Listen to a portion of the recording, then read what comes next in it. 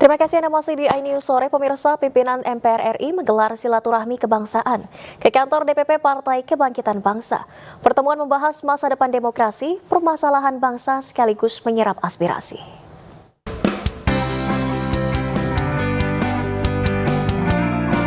Pimpinan Majelis Permusyawaratan Rakyat bertandang ke kantor DPP Partai Kebangkitan Bangsa di Raden Saleh, Jakarta Pusat. Ketua MPR RI, Bambang Susatyo, hadir bersama Wakil Ketua MPR RI, Fadel Muhammad, Ahmad Bassorah, dan Jazilul Fawait. Kehadiran pimpinan MPR diterima langsung oleh Ketua Umum PKB, Muhaimin Iskandar. Pertemuan sebagai rangkaian silaturahmi kebangsaan yang membahas masa depan demokrasi bangsa.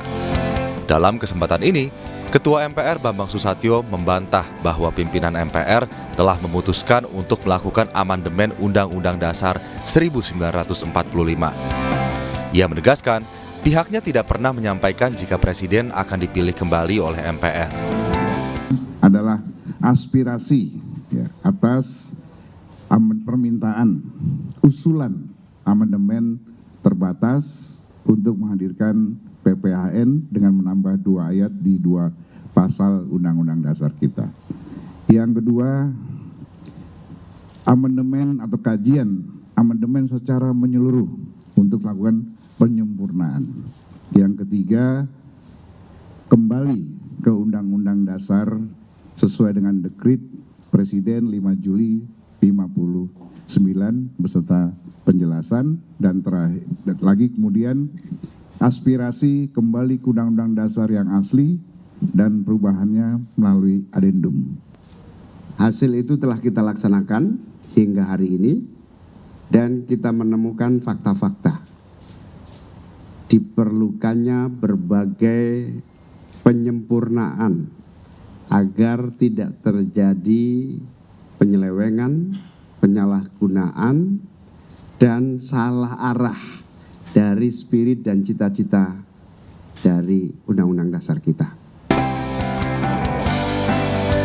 Sebelumnya, para pimpinan MPR telah bersilaturahmi bersama sejumlah tokoh nasional dan pimpinan partai politik untuk bersilaturahmi sekaligus menyerap aspirasi. Dari Jakarta, Hadisti Arifa, Abdul Roshid, iNews melaporkan. Pemirsa, apresiasi kreasi Indonesia 2024 kembali digelar di salah satu mal di Kabupaten Tangerang, Banten. Event ini untuk mendukung serta mendorong para pelaku ekonomi kreatif meningkatkan kemasan produk agar mampu atau setara dengan kualitas ekspor.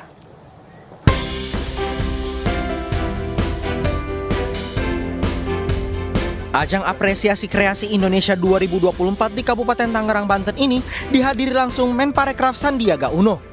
Momen ini menjadi motivasi bagi para pelaku ekonomi kreatif untuk mempromosikan produknya kepada masyarakat luas. Melalui ekosistem yang ada, mereka dapat membangun jejaring dan basis data sebagai sarana publikasi dan promosi serta memperluas pasar.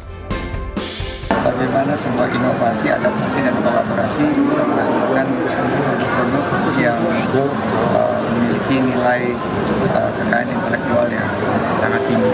Jadi saya harapkan UMKM ini bisa mengadopsi. Ajang yang digelar di Serpong, Kabupaten Tangerang, Banten ini merupakan program pengembangan ekonomi kreatif melalui peningkatan kapasitas dan pameran kepada para pelaku ekonomi kreatif. Dari Kabupaten Tangerang, Banten, Aimarani, iNews melaporkan.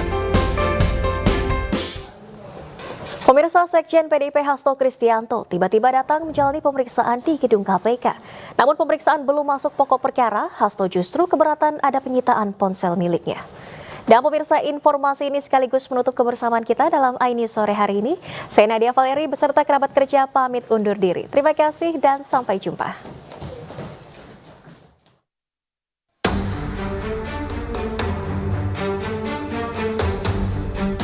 Sekretaris Jenderal Partai Demokrasi Indonesia Perjuangan Hasto Kristianto tiba-tiba datang memenuhi panggilan pemeriksaan di gedung KPK Jakarta hari ini. Hasto datang pukul 9.40 waktu Indonesia Barat dan menjalani pemeriksaan bersama beberapa orang pengacara, antara lain Patra M. Zain dan Roni Talapesi. Kurang lebih pukul 15.00 waktu Indonesia Barat, Hasto keluar dari gedung KPK dan menyatakan protes saat penyidik melakukan penyitaan tas dan ponsel miliknya. Dan kemudian pemeriksaan saya belum masuk materi pokok perkara Karena di tengah-tengah itu kemudian staf saya yang namanya Kusnadi itu dipanggil katanya untuk bertemu dengan saya, tetapi kemudian tasnya dan handphonenya atas nama saya itu disita. Sehingga kemudian kami tadi berdebat karena sepengetahuan saya sebagai saksi di dalam kitab Undang-Undang Hukum Acara Pidana, saya berhak untuk didampingi penasihat hukum. Dan kemudian akhirnya ya saya memutuskan bahwa pemeriksaan nantinya untuk dilanjutkan pada kesempatan lain. Ditanya mengenai pemeriksaan mengenai apa, Hasto menegaskan bahwa selama 4 jam pemeriksaan sama sekali belum masuk pokok perkara. Jadi terima kasih karena memang belum masuk pada pokok perkara, jadi itu yang dapat kami sampaikan. Belum masuk pokok perkara aja sudah 4 jam. Berikutnya Hasto Kristianto akan kembali menjalani pemeriksaan lanjutan di Komisi Pemberantasan Korupsi. Tim Liputan iNews melaporkan.